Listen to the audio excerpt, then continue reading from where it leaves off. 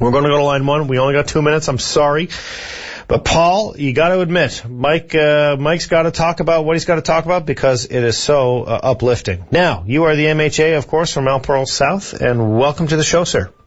Yeah, thank you. And let me just say that Mike is spot on, and we have Newfoundlanders that are doing so well in whether it be the arts, whether it be sports, and all throughout the world. And Testify. It seems like whatever a Newfoundlander touches, I tell you, they always have a great impact. And Mike is spot on. We don't talk about it enough. And good for him for calling tonight about it. Yes, absolutely. Now, sir, in the 60 seconds that you and I have, what's on your agenda?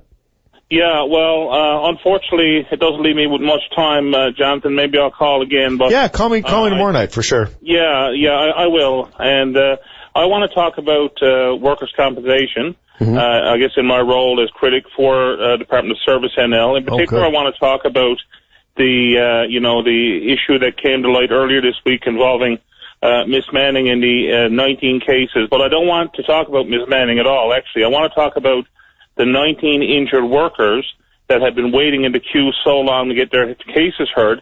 And not just those 19, but I mean, she was one commissioner. There are several commissioners.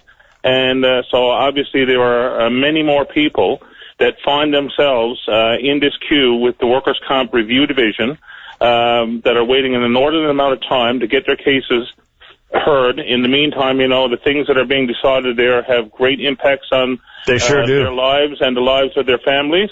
And basically, that's what I want to talk about. I'm going to call tomorrow night. I'm calling on Minister Cornick because, we have a Minister of Service NL, and interestingly, ever since this whole thing came out, I haven't heard a sound, not one word. And I'm wondering where the minister is to and what his plan is to address the backlog that they have at the Workers' Comp Review Division in the shorter term and certainly in the medium to longer term to fix the systemic issues that we have within that system so that, workers can have their cases heard in a reasonable period of time so they can get on with their lives. I'm going to call, I'm going to put an email into Minister Cornick's communications director, and I'll see if I can get him on the show tomorrow as well. Paul, I'm going to wish you a good evening. Let's pick this up tomorrow night, please.